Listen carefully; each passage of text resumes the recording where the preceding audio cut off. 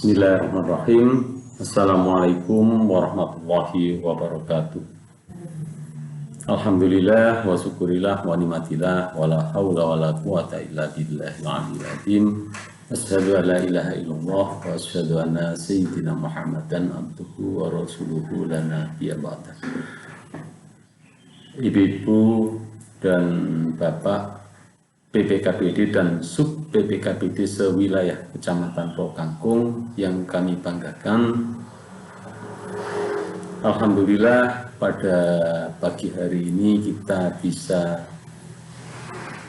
melaksanakan kegiatan pembinaan PPKPD dan sub PPKPD di wilayah Kecamatan Rokangkung dalam keadaan sehat walafiat.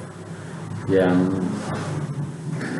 berikutnya salawat dan salam terutama kita haturkan pada baginda Rasulullah SAW yang telah memberikan tuntunan dan teladan kepada kita semuanya, yaitu dinul Islam. Mudah-mudahan kita senantiasa diberikan kekuatan untuk menjalankan semua syariatnya dengan sebaik-baiknya dan dengan sebenar-benarnya. Bapak Ibu yang kami hormati, saya mengucapkan terima kasih kepada Bapak Ibu yang pada pagi hari ini sudah meluangkan waktunya untuk mengikuti kegiatan pembinaan PPKPD dan sub PPKPD sewilayah Kecamatan Rokangkung, yang mana pelaksanaan pembinaan PPKPD dan sub PPKPD kali ini kita laksanakan tidak lazim, maksudnya tidak seperti biasanya, karena kita pada saat ini melaksanakan pembinaan dengan melalui grup WhatsApp, yaitu kita akan menyampaikan pembinaan materi pada saat ini melalui PowerPoint yang nantinya akan kami bagikan pada hari ini. Dan untuk pembinaan kali ini karena menggunakan cara yang berbeda, nanti untuk pelaksanaan kegiatannya juga kita laksanakan menjadi beberapa step, yaitu pada saat ini ibu-ibu menerima materi yang akan kami sampaikan ini pada hari ini, hari Jumat tanggal 10 September tahun 2021 itu kita menyampaikan materi, dan nanti pada hari Senin insya Allah tanggal 13 September kita ibu-ibu akan mengumpulkan resume. Jadi kami mohon nanti setelah ibu-ibu mendengarkan materi ini, memahami, ibu-ibu membuat resume atau rangkuman atau notulen nanti yang dikumpulkan pada hari Senin tanggal 13 September tahun 2021, dan nanti setelah ibu-ibu mengumpulkan dengan kita berikan jadwal ya, jam sekian sampai jam sekian, nanti ada jadwalnya sesuai dengan surat yang sudah kami luncurkan. Nanti setelah ibu-ibu mengumpulkan resume itu, nanti kita berikan mamin dan juga kita berikan uang transport sebagaimana ibu-ibu kalau melakukan kegiatan pembinaan PPKPD dan sub PPKPD dengan tatap muka. Nah, untuk kegiatan pembinaan PPKPD dan sub PPKPD dengan menggunakan media daring ini, ya, ini memang merupakan inovasi. Jadi untuk melaksanakan kegiatan ini karena adanya pandemi COVID-19, jadi kita tidak diperbolehkan untuk melakukan pengumpulan massa, atau kita tidak diperbolehkan untuk melakukan berkerumun. Jadi nanti kalau kita melakukan pembinaan PPKPD dan sub PPKPD itu dengan cara seperti biasa, dengan cara tatap muka, otomatis nanti kita akan berkerumun.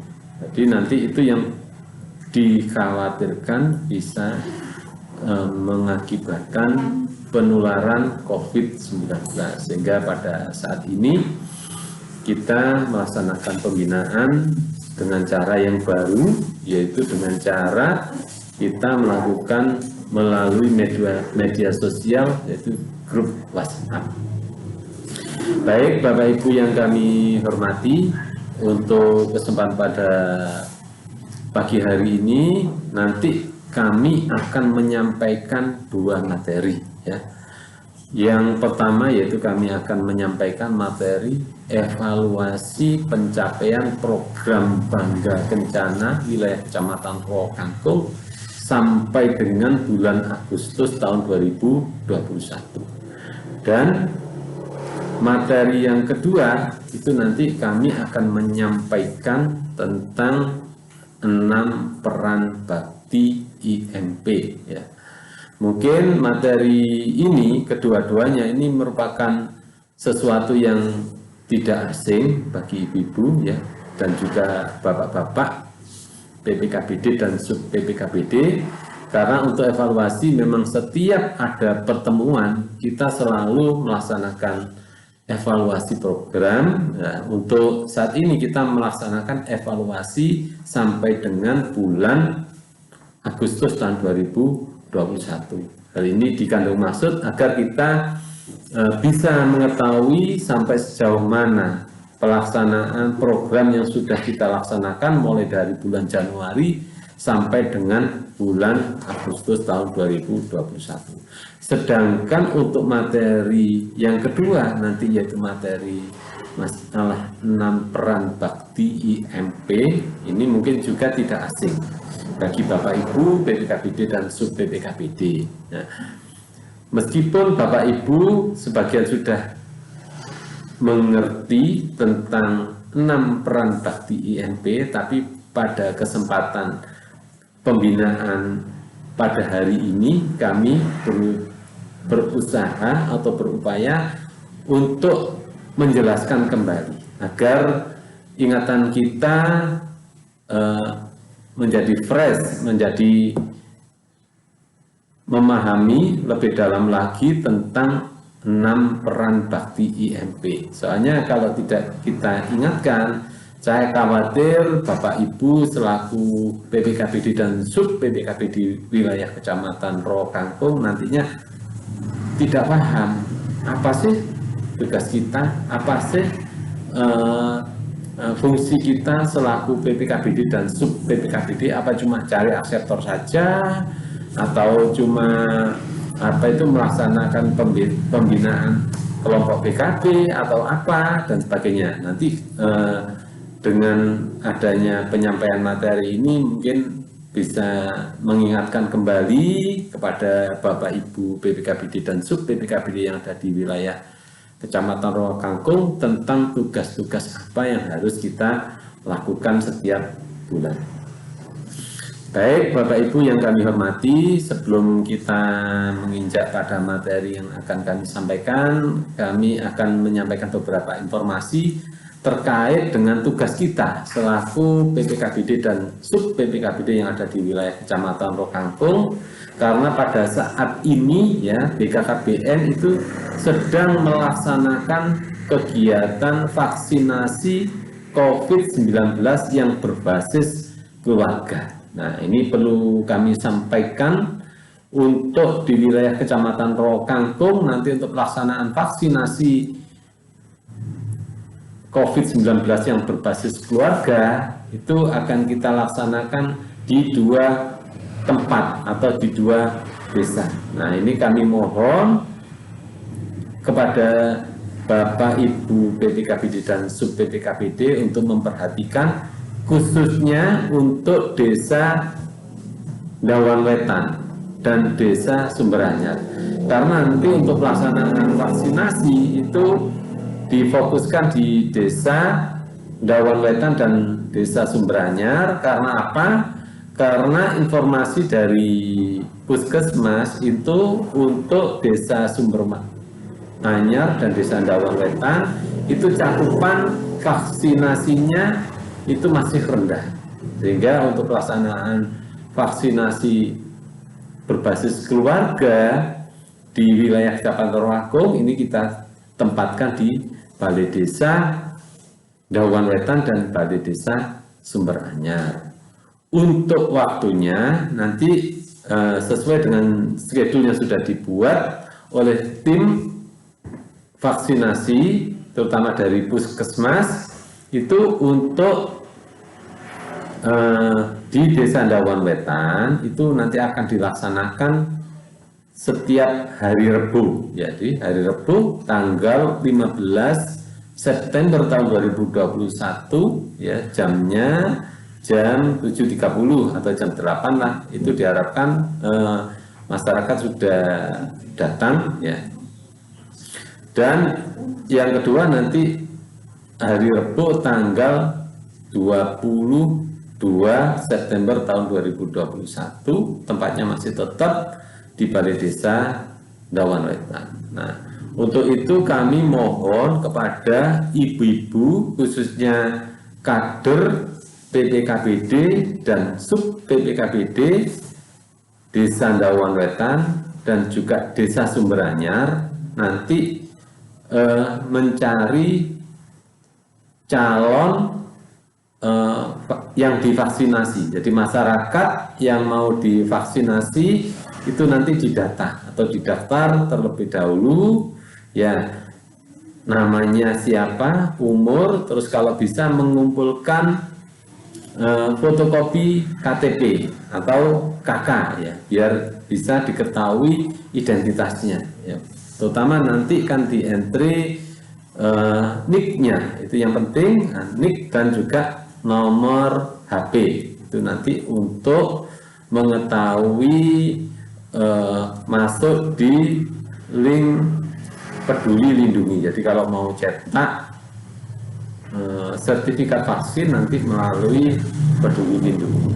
Dan untuk pelaksanaan vaksin di Desa Sumber Anyar nanti akan dilaksanakan juga pada hari Rabu, tapi tanggalnya tanggal 29 September tahun 2021, sedangkan untuk vaksinasi yang kedua itu nanti dilaksanakan pada tanggal 6 Oktober tahun 2021 di Balai Desa Sumber Anyar. Jadi sekali lagi, ibu-ibu khususnya kader PPKBD dan sub PPKBD Desa Dawan Wetan dan Desa Sumber Anyar untuk mendata calon yang mau divaksinasi. Nah, ketentuannya yang diprioritaskan untuk pelaksanaan vaksinasi kali ini, yaitu karena berbasis keluarga, itu diutamakan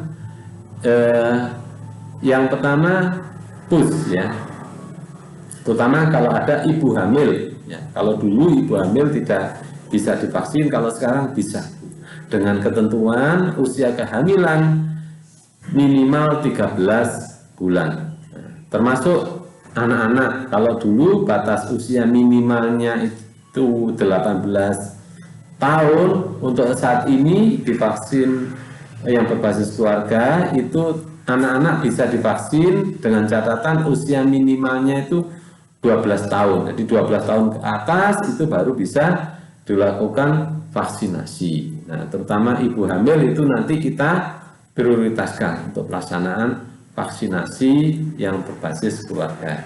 Jadi setelah ibu-ibu melakukan pendataan, nanti ya didata masing-masing kader punya calon berapa, ya nanti minimal H-1 atau berarti hari Rabu tanggal 14 September tahun 2021 nanti itu data itu sudah fix, bisa dikumpulkan di Bubidang atau di Pustu ya, nanti bisa dikoordinir oleh Pustu biar diketahui berapa calon yang mau divaksin. Nah, nanti itu hubungannya dengan penyediaan vaksin yang akan disiapkan oleh tim. Jadi kalau targetnya kita setiap pelayanan itu minimal 100 orang ya. Jadi targetnya itu 100 orang yang bisa divaksin. Nanti itu tidak terbatas pada masyarakat di Sandawan sama Sumberanya saja.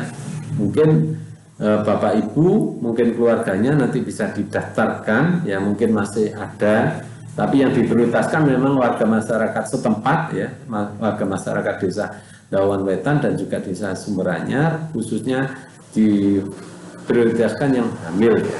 Terus nanti misalkan masih belum mencukupi, bisa juga nanti diambilkan dari masyarakat di luar desa Sumberanyar, khususnya di wilayah Kecamatan Rokangkung. Informasi yang kedua yaitu tentang masalah pelaksanaan MOW. Ya, ini yang sudah kita tunggu-tunggu Bapak Ibu ya, karena untuk MOW di Kabupaten Lumajang ini sudah lama sekali ya, kita tidak ada pelayanan MOW mungkin sekitar 2 tahun ini tidak ada pelayanan MOW, dan untuk tahun ini tahun 2021 ini kita sudah membuka pelayanan MOW. Kemarin sudah dilaksanakan, jadi nanti untuk pelaksanaan pelayanan MOW nanti akan dilaksanakan 1 minggu itu 2 kali, dan 1 kali pelayanan itu bisa dilaksanakan maksimal sampai dengan 20 orang. Jadi kita tidak usah khawatir untuk layanan ini. Jadi Bapak Ibu yang memiliki calon akseptor MOW nanti bisa segera didaftarkan di grup PPKBD dan sub PPKBD. Ya, untuk calon akseptor MOW ini sebagaimana biasa persyaratannya itu tetap ya, jadi usia minimal 30 tahun ya, pasangan usia subur, terus punya anak minimal 2 ya, kalau anaknya cuma 2 yang kecil minimal usia 5 tahun, kalau anaknya lebih dari 2 meskipun yang kecil masih bayi tidak apa-apa ya. Jadi itu terus persyaratan yang lain-lain masih relatif sama ya, seperti yang tahun-tahun yang terdahulu itu ya, dari keluarga yang harmonis ya, yang bisa diikutkan untuk MOW ini. Nah, saya kira itu. Untuk persyaratan administrasinya juga harus membawa fotokopi KTP dan sebagainya. Ya, saya kira itu untuk informasi awal tentang pelaksanaan vaksinasi berbasis keluarga dan juga pelaksanaan kegiatan MOW. Jadi kami mohon pada Bapak Ibu PPKBD dan sub PPKBD di wilayah Kecamatan Rokangkung untuk yang pertama menyiapkan calon penerima vaksin ya, jadi didata berapa jumlahnya, by name by address, nanti H-1 kita kumpulkan ke Bu Bidan. Jadi kalau di Desa Dawan nanti tanggal selambat-lambatnya tanggal 14 sudah terdata by name by address, kita kumpulkan di Bu Bidan, di Pustu. Nah, sedangkan untuk Desa Sumberanyar ya, karena pelaksanaan vaksinasi tanggal 22, jadi untuk tanggal 21 itu sudah ada datanya, sudah siap datanya, dikumpulkan di Polindes, di Bu Bidan, nanti biar direkap, biar diketahui calon penerima vaksin. Ya, saya kira itu. Untuk selanjutnya kami akan menyampaikan materi tentang evaluasi program Bangga Kenyana pencapaian sampai dengan bulan Agustus tahun 2021.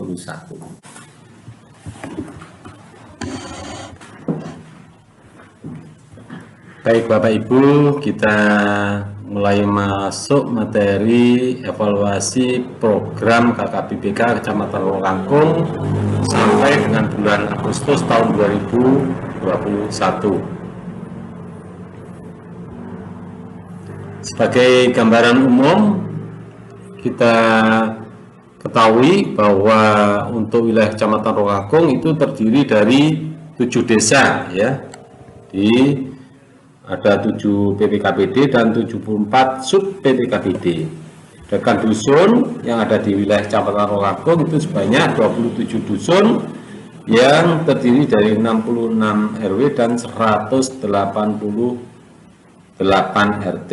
Nah, kalau kita melihat potensi wilayah kita atau gambaran umum yang ada di wilayah kecamatan kita, berarti masing-masing sub PPKPD itu megang cuma 1 RW ya, bahkan mungkin ada 1 RW dipegang oleh 2 sub PPKPD kalau kita lihat perbandingan yang ada.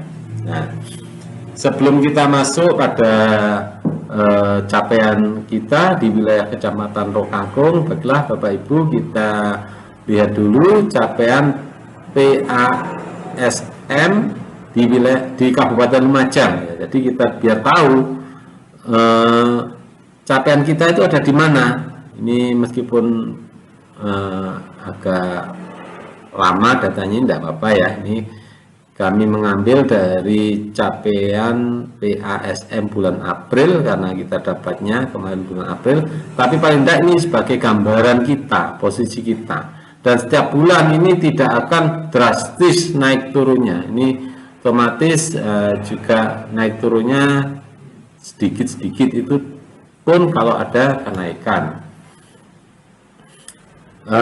Kita untuk di level kabupaten itu, nah bisa kita lihat sama-sama, kita ada di posisi nomor 3 dari bawah ya, jadi 111,36%. Dan untuk kabupaten ini capaiannya sudah 119,98%, ini hampir 20%. Nah, untuk admit NIT di wilayah Kecamatan Rokagung ini juga masih merah ya. Ini merupakan PR bagi kita bersama, kita semuanya, untuk admit NIT di wilayah Kecamatan Rokagung itu 9,60%. Nah, ini termasuk di Kabupaten Lumajang ini masih tinggi ya, masih 9,9%. Padahal target KKP atau kontrak kinerja program kita itu 7,36%. Jadi kalau kita lihat di kabupaten masih baru 3 kecamatan yang sudah memenuhi KKP unmit-mitnya, dengan kita masih jauh ya Bapak Ibu, masih merah dengan jumlah 9,60%. Baik, untuk selanjutnya kita masuk capaian peserta KB aktif MKJP di wilayah Kecamatan Rokagung sampai dengan bulan Agustus tahun 2021, yaitu sebesar 23,42%. Nah, ini kalau kita lihat warnanya, kita itu masih warnanya kuning ya, karena masih di bawah 24%. Sedangkan untuk capaian PAMKIJ tertinggi yaitu Desa Sumbersari dengan jumlah 29,33%, dan capaian PAMKIJ terendah yaitu Desa Dawan Wetan sebesar 18,87%. Nah,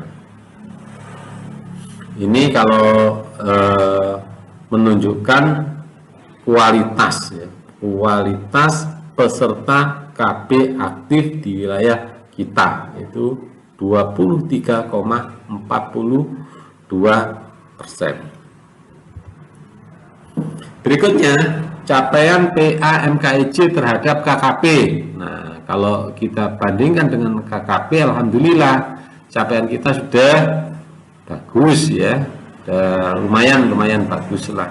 Meskipun kalau kita sandingkan dengan kecamatan lain tadi masih ada di bawah ya, tapi secara realnya sudah bagus. Jadi meskipun sudah bagus tapi masih ada yang lebih baik lagi ya. Yaitu kita sudah 155,70%, ya. Dengan capaian PAMKJ tertinggi yaitu Desa Rowokangkung sebesar 170,85%, dan capaian PAMKJ terendah yaitu Desa Dawan Wetan sebesar 134,38%. Jadi warnanya sudah biru semua kalau capaian persentase PAMKJ terhadap KKP, ya. Untuk realnya atau absolutnya bisa kita lihat di layar monitor, ya Bapak Ibu.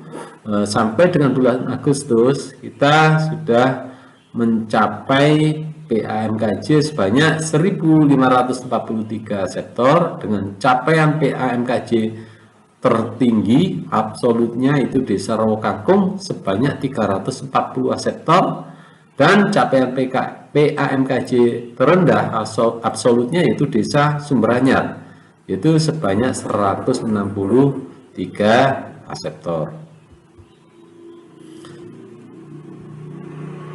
Berikutnya capaian PAMKJ, maksud kami persentase capaian PA non MKIJ terhadap KKP ini sudah lumayan cukup bagus, ya, untuk wilayah kita, Kecamatan Rowokangkung sampai dengan bulan Agustus tahun 2021 sudah tercapai 104,15%, ya. Capaian PA non MKIJ tertinggi yaitu Desa Dawan Wetan sebesar 112,93%, dan capaian PA non MKIJ terendah yaitu Desa Sumbersari sebesar 96,27%. Nah, kalau kami sebutkan di sini PA non MKIJ tertinggi, ya kami mohon ibu-ibu jangan kesusu ini senang dulu, ya. Ternyata pencapaian PA non MKIJ itu semakin tinggi, menunjukkan bahwa kualitas capaian peserta KB aktif kita itu masih rendah, ya. Jadi untuk PA non MKIJ ini kalau dibandingkan dengan kualitas kita itu berbanding terbalik, Bapak Ibu, ya. Jadi biar Bapak Ibu mengetahui, ya, ternyata yang non MKIJ itu semakin tinggi, itu berarti kualitasnya semakin rendah. Jadi diupayakan yang MKIJ-nya lebih ditingkatkan lagi. Untuk capaian PA non MKIJ absolutnya bisa kita lihat di layar monitor, yaitu kita sudah mencapai 5.046 sektor dengan jumlah PA non MKIJ tertinggi yaitu Desa Dawan Wetan sebesar 1.109 sektor, dan yang terendah yaitu Desa Sumbersari sebanyak 465 sektor. Kami lanjutkan Bapak Ibu, capaian PASM. Untuk capaian PASM sampai dengan bulan Agustus tahun 2021 kita sudah mencapai 112,90%, ya. Dengan capaian PASM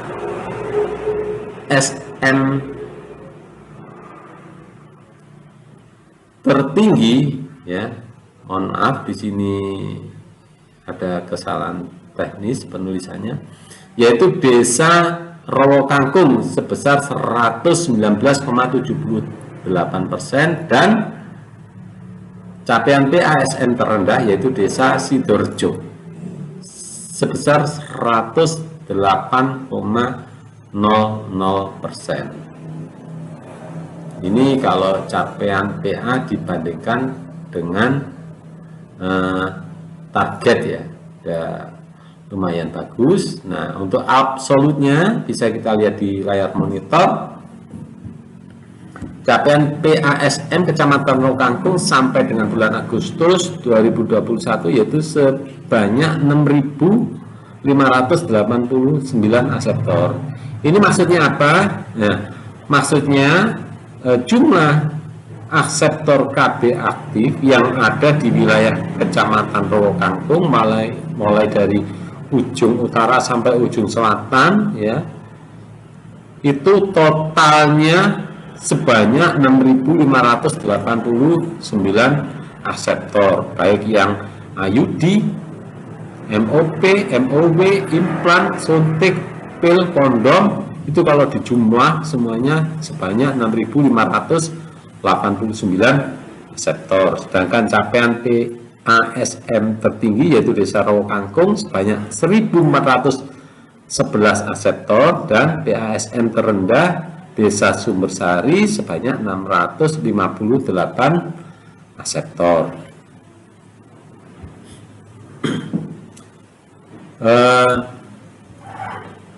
Untuk kesimpulannya ya, capaian PA Kecamatan Rowo Kangkung atau peserta KB aktif di Kecamatan Rowo Kangkung sampai dengan bulan Agustus tahun 2021 secara umum sudah baik Bapak Ibu ya, karena rata-rata sudah memenuhi target, bahkan beberapa desa sudah melampaui target yang sudah ditetapkan oleh BKKBN. Akan tetapi ya, dari segi kualitas masih perlu untuk kita tingkatkan lagi ya, mengingat kualitas PA di wilayah kita di Kecamatan Rowo Kangkung masih kategori cukup ya, yakni sebesar 23,42% dengan warnanya masih kuning seperti kita lihat di evaluasi tadi ya. Terus strategi apa yang perlu kita lakukan untuk meningkatkan kualitas ini tadi? Yaitu untuk meningkatkan kualitas, yaitu kita yang pertama melakukan konversi ya, dari yang non MKEJ ke MKEJ. Jadi aseptor KB yang sudah ikut KB, terutama yang non MKEJ baik pil, suntik maupun kondom ya, kita ajak untuk alih cara atau konversi menjadi peserta KB yang MKEJ. Jadi kita anjurkan untuk ikut implan atau IUD, atau kalau mungkin sudah mantap anaknya lebih dari 2 ya, kita bisa ajak untuk ikut KB steril baik MOP maupun MOW ya. Yang kedua, strategi yang bisa kita lakukan atau yang perlu lakukan yaitu lebih aktif lagi mencari aseptor KB MKEJ ya. Jadi bukan melakukan konversi, tapi dari mencari yang betul-betul fresh ya, baru yang MKEJ. Jadi baik yang dari pasca salin maupun pasca keguguran, atau mungkin orang yang unmit yang belum ikut KB, yang seharusnya ikut KB tapi belum ikut KB, itu kita dorong untuk menjadi aseptor KB baru MKEJ. Itu strategi yang bisa kita lakukan untuk meningkatkan kualitas pesertaan ber-KB di wilayah kita. Bapak Ibu yang kami banggakan, baiklah selanjutnya kita masuk pada evaluasi peserta KB baru di wilayah Kecamatan Rowo Kangkung ya. Untuk gambaran secara umum capaian peserta KB baru di wilayah Kecamatan Rowo Kangkung, kita sudah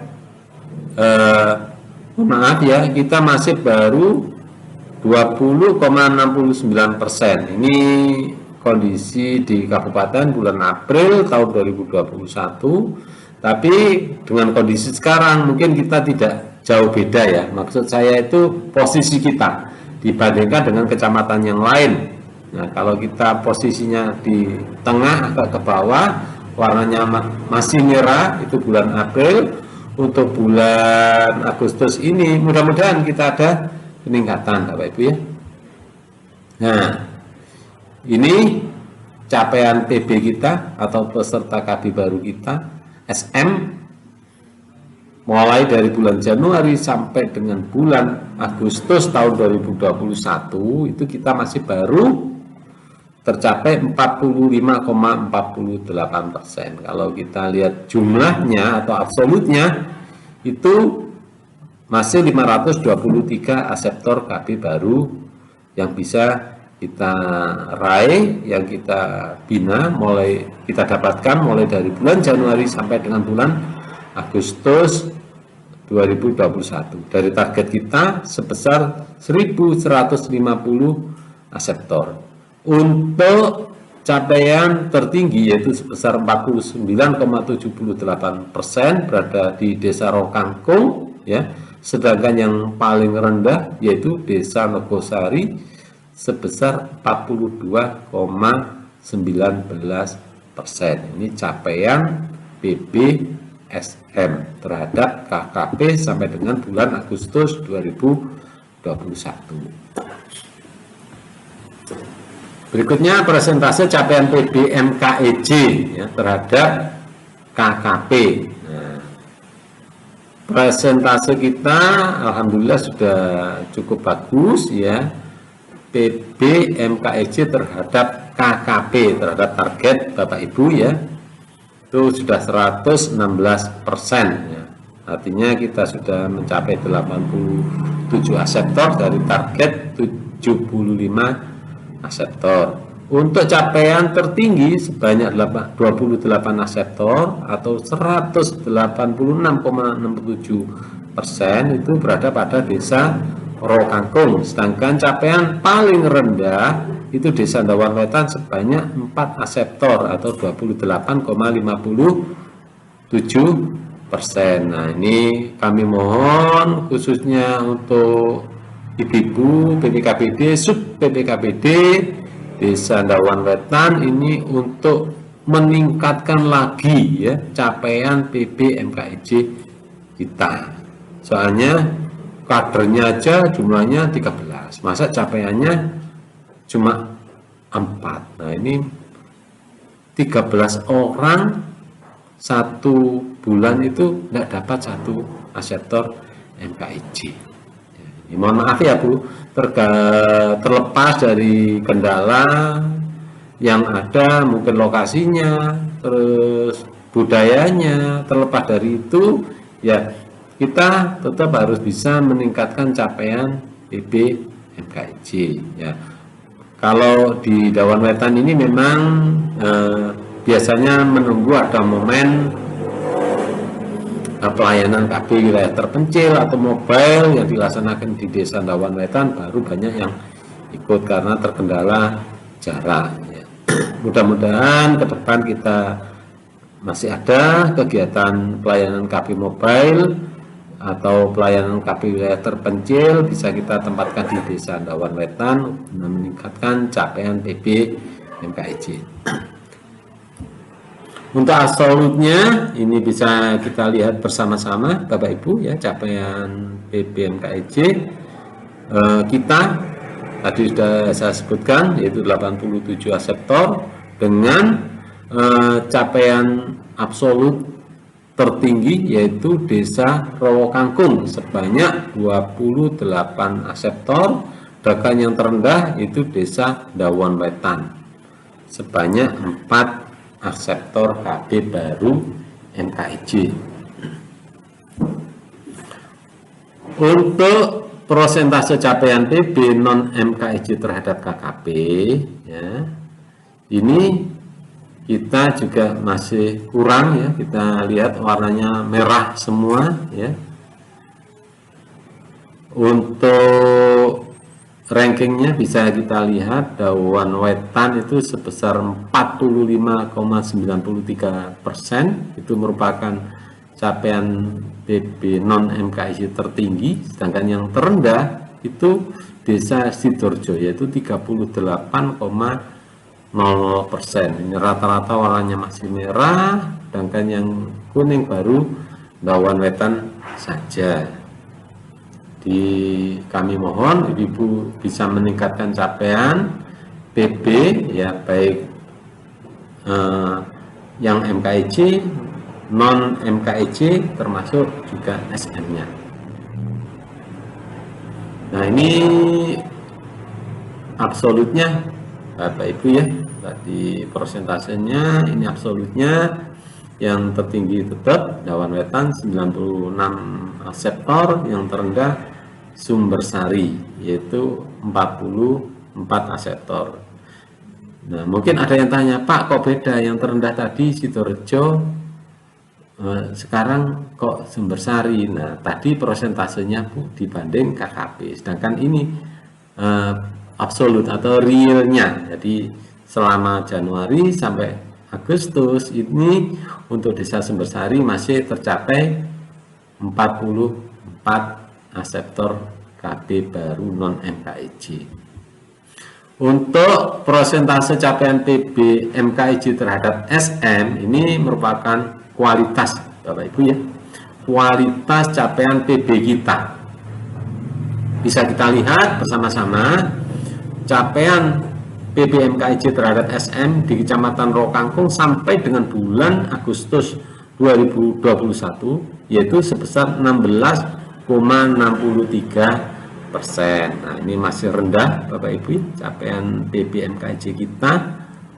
Kualitasnya ini kalau kita lihat di grafik ini warnanya masih kuning ya. Rata-rata yang banyak masih kuning, ada yang masih merah satu desa, ada yang hijau satu desa, ada yang ungu satu desa. Nah, ini perlu kita tingkatkan lagi kualitas kita, paling tidak nanti bisa menjadi hijau atau alhamdulillah kalau bisa menjadi biru ya. Untuk capaian PBSM ya, ini absolutnya bisa kita lihat pada layar monitor ini ya. Secara keseluruhan total PBSM kita sampai dengan bulan Agustus yaitu sebanyak 523 aseptor.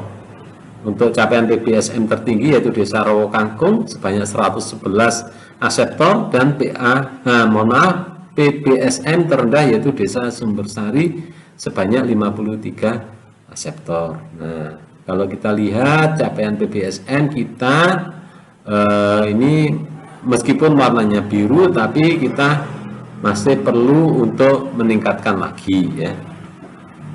Karena seperti kita lihat tadi pada layar monitor bahwa capaian kita masih 45%.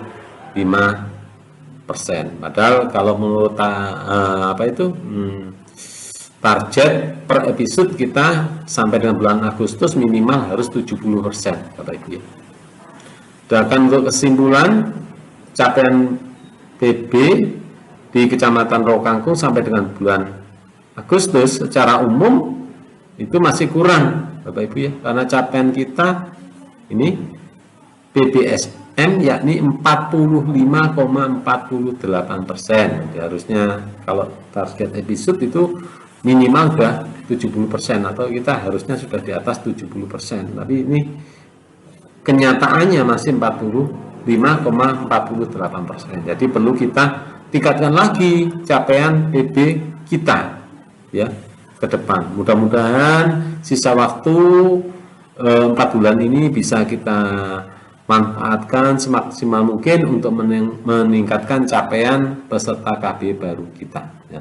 Dan kualitasnya cukup memprihatinkan Bapak Ibu ya, masih 16,63. Jadi mari bersama-sama kita tingkatkan, kita genjot capaian PB kita, terutama yang MKEJ ini masih sangat amat rendah sekali, kualitasnya masih 16,63%. Jadi selanjutnya langkah-langkah yang harus dilakukan oleh kader baik PPKPD maupun sub PPKPD.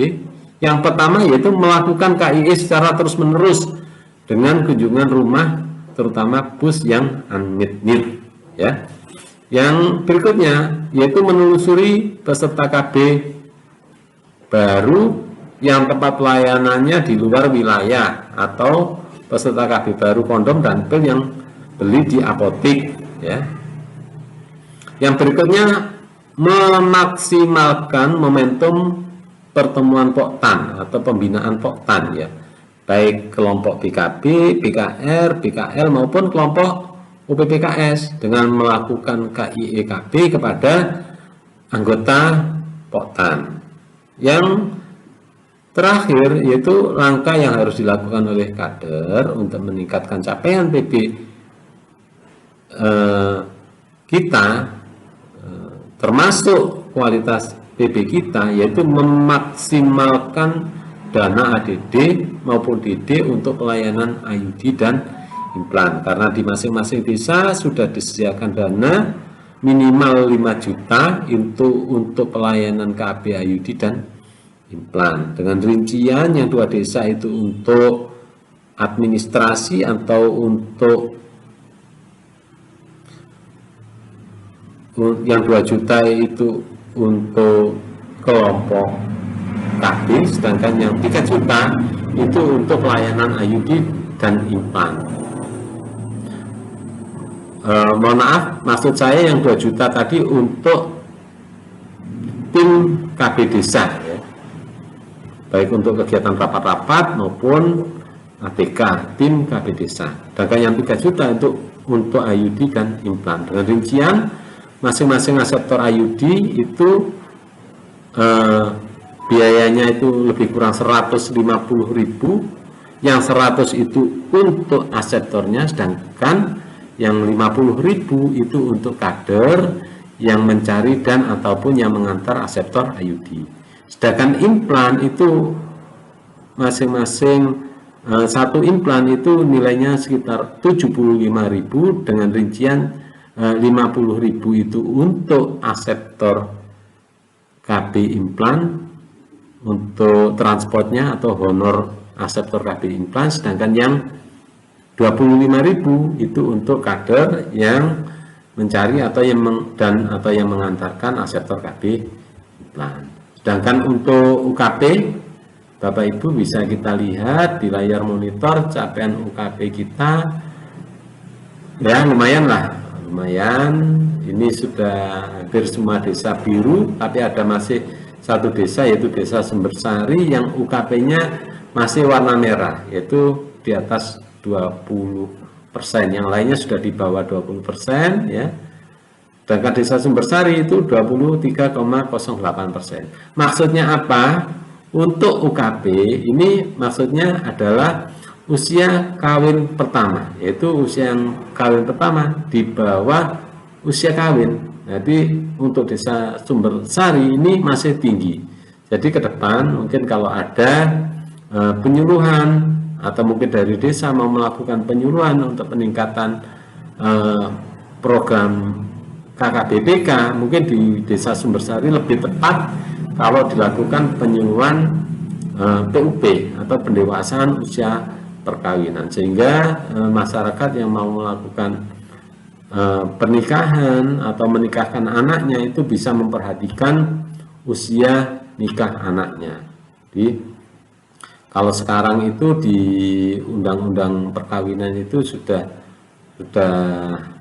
bagus ya, sudah 19 tahun minimal baru bisa melakukan pernikahan, daripada yang lama itu yang UU1 tahun 74 itu 16 tahun. Jadi alhamdulillah sekarang sudah ada dukungan dari Kemenak dengan undang-undang perkawinan yang baru. Mudah-mudahan ini nanti ke depan bisa menekan usia kawin yang di bawah umur. Jadi UKP kita diharapkan menjadi bagus ke depannya. Saya kira itu Bapak Ibu untuk yang bisa kami sampaikan pada kesempatan hari ini. Mudah-mudahan apa yang kami sampaikan bisa dipahami oleh Bapak Ibu BPKPD dan Sub BPKPD Kecamatan Rokangkul, dan mudah-mudahan kita bisa meningkatkan capaian kinerja kita, baik PA maupun PB bisa kita tingkatkan lebih lanjut. Terima kasih atas perhatiannya, kami akhiri. Baik, terima kasih Bapak Ibu.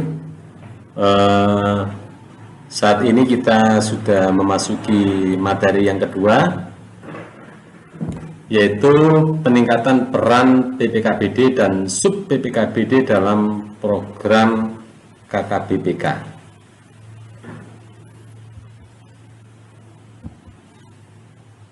Nah, materi ini perlu kami sampaikan kepada Bapak Ibu PPKBD dan sub PPKBD. Ini ada beberapa hal yang melatar belakangi, yaitu yang pertama, jumlah penyuluh KB semakin berkurang. Ya, kita tahu kalau pada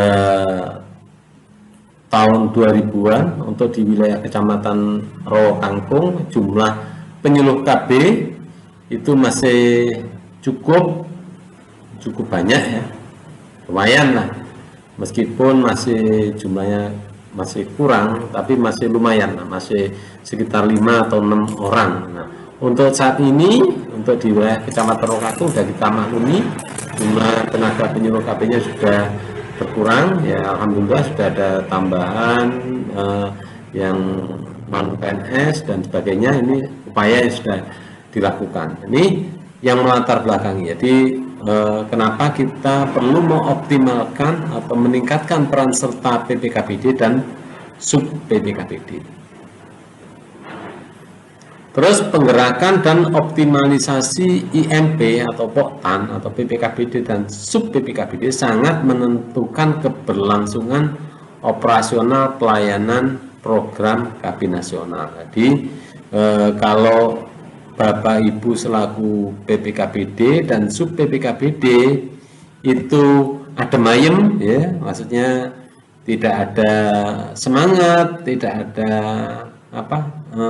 kemauan untuk meningkat program KKBBK, maka untuk program KKBBK otomatis juga tidak bisa maksimal capaiannya karena kurangnya dukungan dari kader. Bahkan untuk PPKBD dan sub PPKBD itu merupakan ujung tombak pelaksanaan program KB nasional. Makanya perlu kita optimalkan peranannya dan kita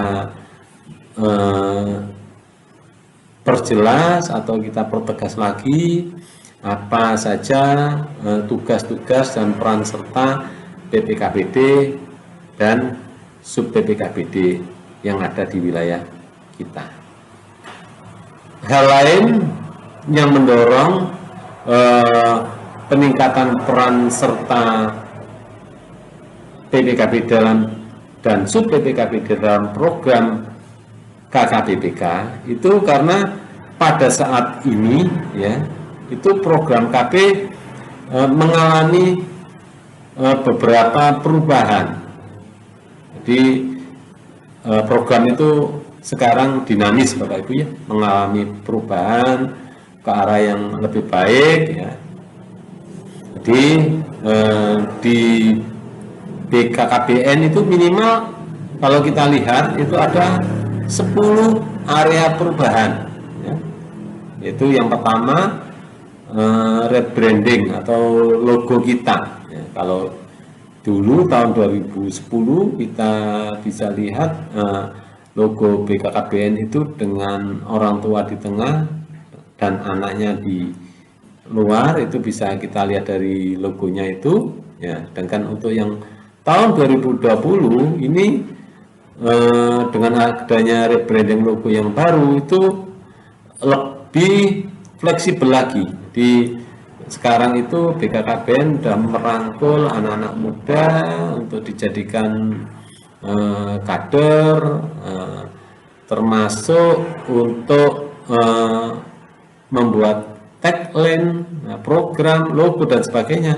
Itu kita mengikuti tren anak-anak muda ya. Untuk tagline yang dulu kita menggunakan tagline 2 anak cukup, ini ke depan mulai tahun 2020 kemarin kita tagline-nya sudah berubah, itu berencana itu keren, 2 anak lebih sehat, dahsyat. dua anak lebih sehat kalau kita singkat menjadi dahsyat. Gitu. Terus untuk program, nah itu kita lihat di situ. Kalau yang lama itu pakai istilah KKBPK, nah, tapi sekarang juga masih ada yang menyebut KKBPK karena lidah kita masih belum terbiasa menggunakan program yang baru. Yang baru lebih enak, lebih familiar, lebih nyaman untuk kita ucapkan, yaitu Bangga Kencana. Bangga Kencana. Yang berikutnya Mars KB itu juga sudah mengalami pembaharuan dengan aransemen baru dan jingle BKKBN, ya. Yang berikutnya 10 area perubahan BKKBN yaitu Kampung KB. Nah, kalau dulu Kampung KB istilahnya kepanjangan dari Kampung Keluarga Berencana. Kalau sekarang Kampung KB itu kepanjangan dari Kampung Keluarga Berkualitas. Berikutnya 10 area perubahan yaitu seragam, batiknya. Kalau dulu batiknya bebas, sekarang ada batik sendiri yaitu batik Kencana. Ini sudah di-launching secara nasional, sudah ada bentuk batiknya yang khas BKKBN, ya, itu bisa kita pakai, kita bisa beli. Di online juga sudah ada, atau mungkin di tempat-tempat yang lain juga sudah ada. Terus berikutnya tugas penyuluh KB atau PLKB. Nah, kalau dulu tugas penyuluh KB itu melakukan penyuluhan saja. Untuk ke depan mulai tahun 2020 ini tugasnya sudah mengalami perubahan, ada tambahan, yaitu selain melakukan kegiatan penyuluhan juga membantu distribusi obat atau alat kontrasepsi, ya. Terus ini ke depan nanti ada pil KB untuk KB dan menyusui ASI plus. Jadi kalau dulu pil KB itu mengganggu ASI, ya untuk ke depan ini ada pil KB untuk menyusui itu tidak mengganggu ASI. Yang berikutnya yang nomor 9 area perubahan BKKBN yaitu suntik KB. Nah, kalau dulu suntik KB membuat siklus haid terhenti, itu yang 3 bulanan. Nah, sekarang ada siklus haid tetap, itu terutama yang suntik KB yang 1 bulanan itu insya Allah lancar menstruasinya. Nah, termasuk untuk implan ini juga ada perubahan. Kalau yang dulu yang lama implan itu 6 batang, yang sekarang sampai dengan saat ini itu masih kita menggunakan yang 2 batang. Bahkan yang ke depan ini kita akan menggunakan implan yang cuma 1 batang. Jadi mungkin lebih praktis nanti untuk pemasangannya. Baik Bapak Ibu yang kami banggakan, untuk selanjutnya kita masuk pada pokok bahasan, yaitu langkah kerja PPKBD dan sub PPKBD, terus pengetahuan yang harus dimiliki oleh PPKBD dan sub PPKBD serta tugas-tugas PPKBD dan sub PPKBD itu apa saja. Baiklah, kita bahas satu persatu ya Bapak Ibu ya.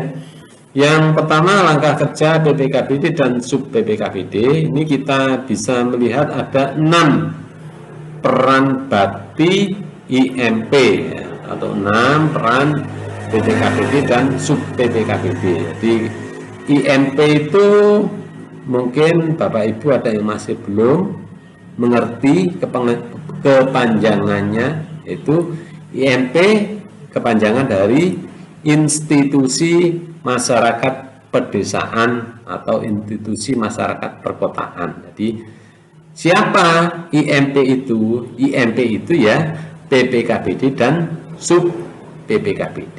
Nah, ini ada 6 peran bakti. Yang pertama itu peran kepengurusan, yang kedua pertemuan, yang ketiga KIE dan konseling, yang keempat pencatatan dan pendataan, yang nomor 5 pelayanan kegiatan, yang nomor 6 itu peran kemandirian. Baik, Bapak Ibu, kita lihat atau kita bahas satu persatu. Untuk kepengurusan PPKBD itu bersifat perorangan, jadi tidak ada kepengurusan, tidak ada pembagian tugas karena perorangan ya. Kalau yang kolektif ini, kalau mungkin satu desa atau satu kecamatan ini bisa dibentuk kolektif ya, itu ada bentuk kepengurusan bisa, terus dibuat ada seksi-seksinya, terus ada pembagian tugasnya. Itu peran di kepengurusan. Yang berikutnya yaitu peran PPKBD atau sub PPKBD dalam hal pertemuan. Itu kita bisa melaksanakan pertemuan ya, baik 1 bulan sekali atau 2 minggu sekali atau 2 bulan sekali ya, kita harus melakukan pertemuan secara rutin. Karena apa? Karena di dalam pertemuan tersebut itu bisa merupakan wadah untuk penyampaian informasi atau data, dan bisa melakukan bimbingan manakala ada teman kita yang kurang paham terhadap satu tugas dan sebagainya, bisa kita melakukan bimbingan. Terus di situ juga bisa melakukan pembinaan ya, baik dari penyuluh KB-nya kepada PPKBD atau sub PPKBD dan seterusnya. Terus di dalam pertemuan kita juga melakukan kegiatan evaluasi. Jadi untuk tadi pertemuan PPKBD dan sub PPKBD, kita menyampaikan evaluasi capaian program Bangga Kencana sampai dengan bulan Agustus 2021. Dan juga dengan adanya pertemuan ini kita bisa memecahkan masalah. Jadi ketika ada masalah, kalau kita pendam sendiri, kita tidak akan bisa memecahkan masalah. Tapi ketika ada kegiatan pertemuan, ada kegiatan pembinaan, kita bisa memecahkan masalah secara bersama-sama. Dan pemecahan masalah itu tidak harus datang dari penyuluh KB-nya, bisa inisiatif itu datang dari PPKBD maupun sub PPKBD berdasarkan pengalaman yang ada di lapangan. Terus berikutnya, pertemuan itu bisa berfungsi untuk perencanaan kegiatan program KB dan juga program KS. Terus pertemuan ini dengan siapa? Nah, ini yang paling penting, yaitu antara PPKBD dengan unsur terkait di desa, jadi dalam bentuk rakordes ya. Antara PPKBD dengan sub PPKBD ini bisa diagendakan secara rutin ya, baik di balai desa maupun Anyangsana, di rumah PPKBD maupun sub PPKBD. Untuk saat ini karena kondisinya masih kondisi pandemi ya, mungkin untuk kegiatan tatap muka atau pertemuan itu kita bisa lakukan secara daring seperti yang kita lakukan saat ini, termasuk pertemuan antara PPKBD dan sub PPKBD. Itu kalau mungkin banyak ya mungkin perlu kita lakukan secara daring, akan tetapi kalau cuma sedikit ya mungkin bisa kita atur lah dengan catatan tetap menjaga protokol kesehatan ya, dengan memakai masker, cuci tangan dan menjaga jarak. Terus yang berikutnya, pertemuan dengan siapa? Antara sub PPKBD dengan kelompok KKBS RT ya. Antara kelompok KKBS RT dengan Dasawisma. Terus antara Dasawisma dengan keluarga. Itu merupakan jenjang pertemuan yang bisa dilakukan dalam pembinaan program Bangga Kencana. Jadi ada apa namanya, ada tingkatannya ya. Jadi kalau penyuluh KB itu pembinaannya kepada PPKPD, PPKPD kepada sub PPKB dan seterusnya sampai yang terbawah itu Dasalisma itu bisa membinaannya langsung kepada sasaran atau pada keluarga.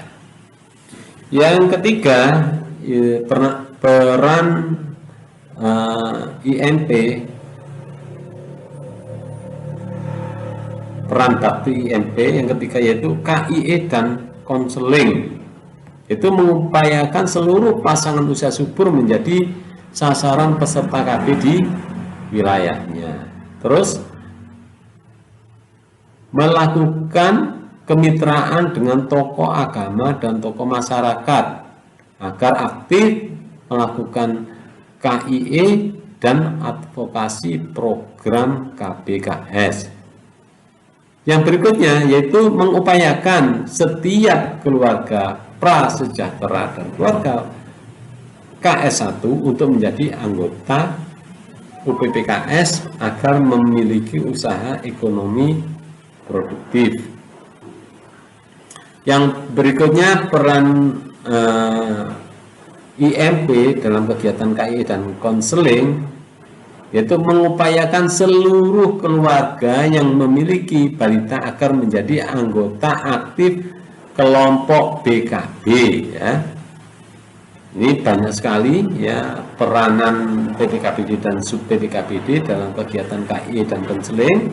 Yang berikutnya yaitu mengupayakan agar setiap keluarga yang memiliki remaja menjadi anggota BKR, menjadi anggota kelompok BKR. Dan mengupayakan agar setiap PPKBD berperan aktif dalam terbentuknya kelompok perubahan bina lingkungan keluarga atau kelompok BLK. Yang keempat, peran bakti IMP atau peran PPKBD dan sub PPKBD yaitu pencatatan dan pelaporan ya. Dalam kegiatan pencatatan dan pelaporan ini bisa menetapkan sistem informasi yang terbaru dalam rangka mendukung pelaksanaan tugas PPKBD dan sub PPKBD. Yang berikutnya melakukan pencatatan dan pelaporan hasil program KBKS secara rutin setiap bulan dengan menghimpun catatan dari R1 sub PPKBD ya, C1 BKB 04, C1 BKL 04 dan C1 PPKS 04. Ini baku yang lama ya, untuk dilaporkan ke PLKB atau penyuluh KB atau pengelola program KB tingkat kecamatan.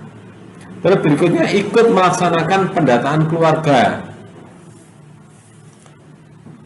yang kita laksanakan setiap 5 tahun sekali ya. Untuk setiap tahunnya kita perlu melakukan updating keluarga ya. Jadi yang tahun ini kita laksanakan yaitu PK21. Jadi nanti insya Allah ada pendataan lagi karena PK21 itu merupakan pengganti dari PK20 yang harusnya dilaksanakan 20 karena ada pandemi sehingga ditunda jadi PK21. Insya Allah nanti untuk pendataan berikutnya tahun 2025 ya. Terus berikutnya untuk peran pencatatan dan pelaporan PPKBD dan sub PPKBD yaitu melakukan pendataan, membuat peta pus dengan tahapan keluarga di bawah bimbingan PLKB. Jadi membuat peta pus setelah melakukan pendataan, terus memanfaatkan hasil pendataan keluarga untuk kepentingan pelayanan dan pembinaan wilayah. Jadi kita kalau sudah punya data nantinya dari hasil pendataan keluarga bisa kita manfaatkan untuk kepentingan pelayanan dan pembinaan wilayah kita. Jadi kita tahu yang sudah ikut KB siapa, yang belum siapa. Nah, yang belum ikut KB nanti kita motivasi, kita arahkan untuk menjadi peserta KB. Yang berikutnya yaitu pelayanan kegiatan, yaitu memotivasi peserta KB baru. Nah, yang berikutnya yaitu pembinaan peserta KB aktif. Ya, untuk peran bakti yang pelayanan kegiatan yang berikutnya yaitu identifikasi sasaran, melakukan konseling, dan yang terakhir melakukan rujukan. Jadi ini pelayanan yang bisa kita laksanakan kepada sasaran, ya, kita memotivasi untuk menjadi peserta KB baru, ya, terus peserta KB aktif tetap kita bina, terus identifikasi sasaran yang mau ikut KB, termasuk melakukan konseling dan rujukan manakala ada sesuatu yang perlu kita rujuk ke fasilitas lebih lanjut. Yang terakhir yaitu peran kemandirian, ya. Jadi peran IMP yang keenam, peran baktinya yaitu kemandirian, yakni menggalang kemitraan dengan apotek dan toko obat dalam menyediakan dan menyalurkan alat kontrasepsi dan obat kontrasepsi komersial. Jadi paling tidak kan kita mengetahui di mana toko obat yang menyediakan alat kontrasepsi. Jadi manakala ada calon aseptor atau aseptor yang membutuhkan alat kontrasepsi yang mandiri, kita bisa mengetahui. Terus mengupayakan dana operasional IMP melalui iuran jibitan, penjualan produk senempat dan sebagainya. Ini merupakan salah satu peran untuk kemandirian IMP, baik BPKBD maupun sub BPKBD.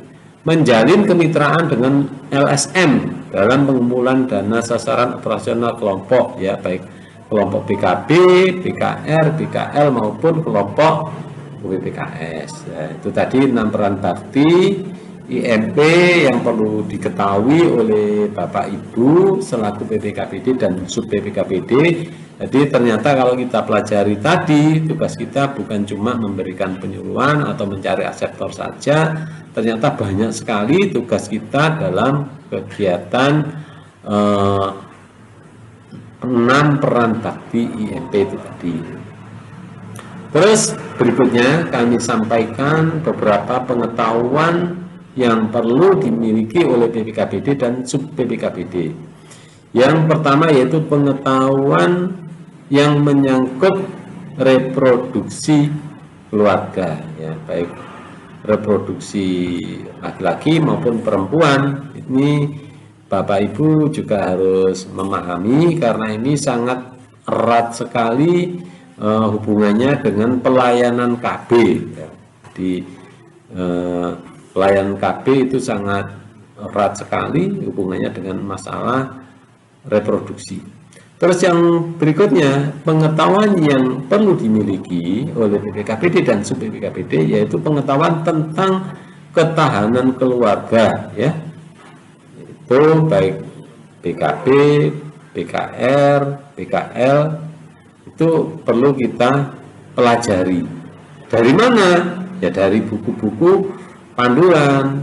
Bahkan kalau sekarang kita buka internet pun bisa untuk mencari buku-buku panduan tentang kelompok-kelompok kegiatan.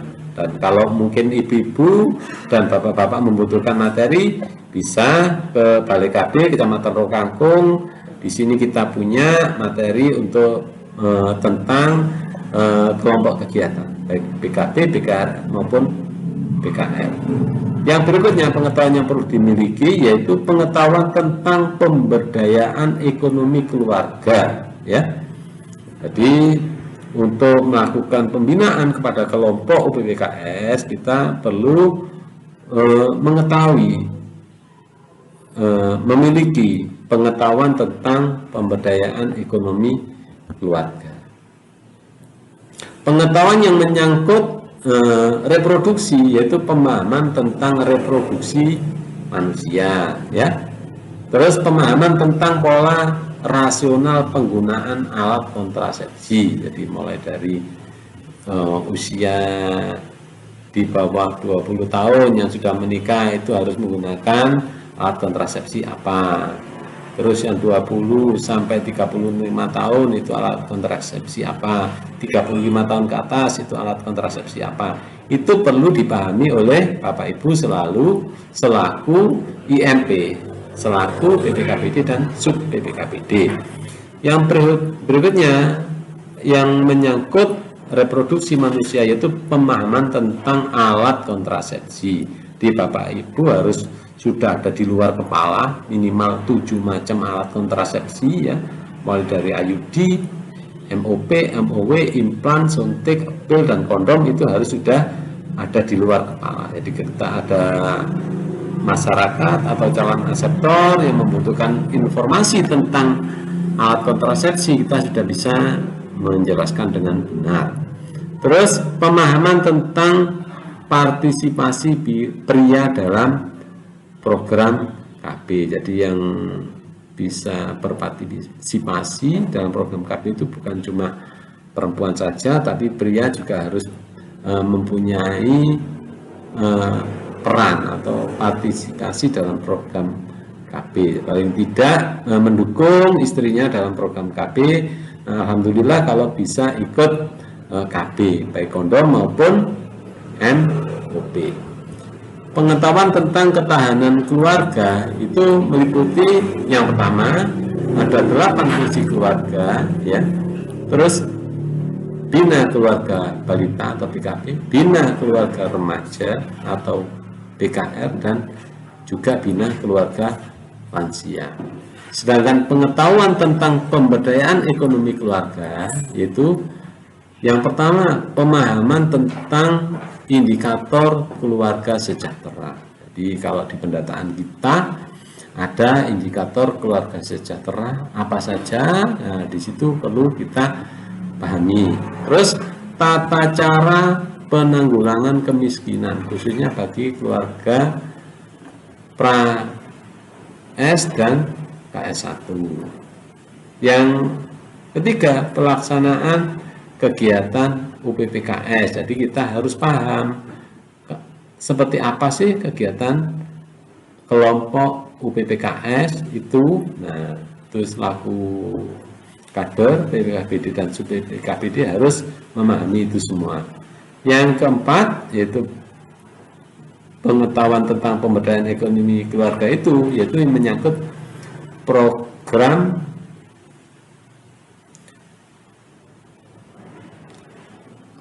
pengembangan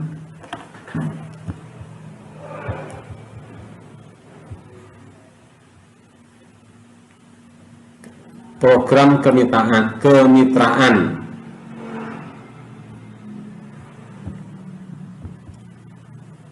dan berikutnya Bapak Ibu PPKBD dan sub PPKBD perlu kami sampaikan tugas-tugas PPKBD dan sub PPKBD ya dalam pencatatan dan pelaporan. Yang pertama yaitu menghimpun registrasi bulanan dari sub PPKBD, ini tugasnya PPKBD. Yang kedua menghimpun laporan bulanan dari kelompok kegiatan. Jadi selain menghimpun laporan dari sub PPKBD registrasi bulanan, menghimpun juga laporan bulanan dari Poktan ya, baik BKB, BKR maupun BKR. Terus tugas PPKBD dalam kegiatan penyuluhan, motivasi dan konseling. Itu yang pertama keterampilan melaksanakan KI individu, khususnya dalam kegiatan kunjungan rumah. Jadi kalau kegiatan kunjungan rumah kita tidak boleh diam saja ya, harus menyampaikan KIE kepada sasaran kita, mungkin calon aseptor KB dan sebagainya ya. Yang berikutnya keterampilan melaksanakan KIE kelompok ya, terutama dalam memanfaatkan peserta KB teladan, baik peserta KB lestari, peserta KB MO ya, peserta KB IUD dan lain-lain. Kita ajak untuk bisa memberikan testimoni ya ketika ada kegiatan kelompok ya, baik di kelompok pengajian atau mungkin ada momen-momen tertentu kita perlu melakukan testimoni. Jadi testimoni itu kita tidak bayangkan apa itu mau di podium, itu tidak ya. Mungkin ada orang yang sudah ikut MOW ya, kita berikan testimoni ya kepada Poktan ya, mungkin di kelompok PKB menceritakan ya apa sih lek melu MOW ku ya, keuntungannya kayak apa, prosesnya kayak apa, ya, dan sebagainya. Itu yang kalau dari aseptor yang ikut yang memberikan testimoni, insya Allah bisa diterima, bisa dipahami oleh calon peserta KB. Yang berikutnya tugasnya dalam kegiatan penyuluhan yaitu keterampilan melaksanakan KI kepada keluarga KS2, KS3, dan KS3 Plus untuk menjadi peserta KB IUD dan lain-lain, ya. Yang berikutnya kegiatan pelayanan dan rujukan. Dengan tugas PKBD dalam kegiatan penyuluhannya terakhir yaitu keterampilan untuk menyalurkan pil dan kondom ulang kepada peserta KB pil dan kondom.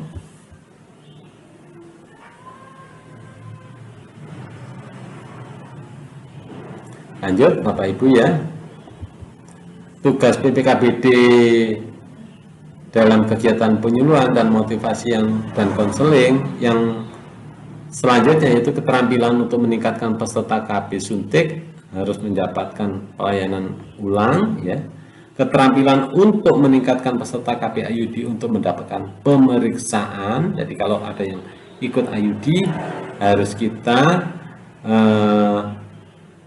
tanyakan apa sudah pernah periksa, ya, karena peserta KB IUD itu setelah pasang 1 minggu kemudian harus diperiksa, 1 bulan kemudian juga harus diperiksa, berikutnya setiap tahun juga harus tetap diperiksa. Tugas kita selaku PPKBD dan sub PPKBD adalah mengingatkan pada calon aseptor untuk melakukan pemeriksaan khususnya IUD, ya, untuk kontrol.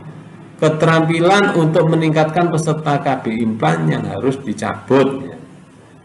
Jadi kita mengingatkan, bukan meningkatkan, ya, mengingatkan peserta KB implan yang sudah waktunya dicabut harus dicabut setelah 3 tahun, ya. Jadi kalau ibu-ibu dan bapak-bapak PPKBD sub PPKBD memiliki data itu, data aseptor KB, kita bisa mengingatkan. Oh, iki biyen pasangnya tahun 2018. Berarti sekarang tahun 2021 sudah waktunya bongkar. Makanya diingat-ingat bulan berapa dulu pasangnya. Nah, udah waktunya kira-kira kurang 1 bulan atau mungkin kurang 2 bulan, kita ingatkan, Bu, ya, iki sampean waktunya kurang 1 bulan lagi sudah waktunya bongkar. Nah, itu kita perlu ingatkan pada calon aseptor jangan sampai terlambat untuk melakukan bongkar pasang atau bongkar saja, ya. Terus keterampilan untuk mengantarkan calon aseptor KB baru ke tempat pelayanan kontrasepsi. Jadi kami harapkan Bapak Ibu selaku PPKBD dan sub PPKBD mempunyai keterampilan untuk mengantarkan calon aseptor. Soalnya kalau saya lihat di wilayah Kecamatan Rokangkung ini masih banyak sekali sub PPKBD yang belum pernah mengantarkan calon aseptor ke tempat pelayanan atau vaskes, ya. Yang terakhir, keterampilan untuk mengantarkan calon peserta KB baru ke tempat pelayanan kontrasepsi, ya, kegiatan penyuluhan peran serta pria dalam program KB. Jadi selain ibu-ibu yang ikut KB, ya, bapak-bapak juga diharapkan bisa ikut KB baik kondom maupun KB MOP. Nah, mungkin itu Bapak Ibu yang bisa kami sampaikan pada kesempatan hari ini untuk pembinaan PPKBD dan sub PPKBD. Kami ucapkan terima kasih atas perhatian Bapak Ibu PPKBD dan sub PPKBD. Untuk selanjutnya kami mengingatkan sekali lagi bahwa materi yang sudah kami sampaikan pada hari ini, mohon Bapak Ibu bisa melakukan resume atau mencatat apa saja yang sudah disampaikan pada pembinaan kali ini, ya. Untuk nanti kita kumpulkan sesuai jadwal, jamnya nanti kita buatkan schedule, dikumpulkan di Balai KB Kecamatan Rokangkung besok pada hari Senin tanggal 13 September tahun 2021. Sekian, terima kasih. Mohon maaf kalau ada kesalahan. kami akhiri. Billahi taufiq wal hidayah. Wassalamualaikum warahmatullahi wabarakatuh.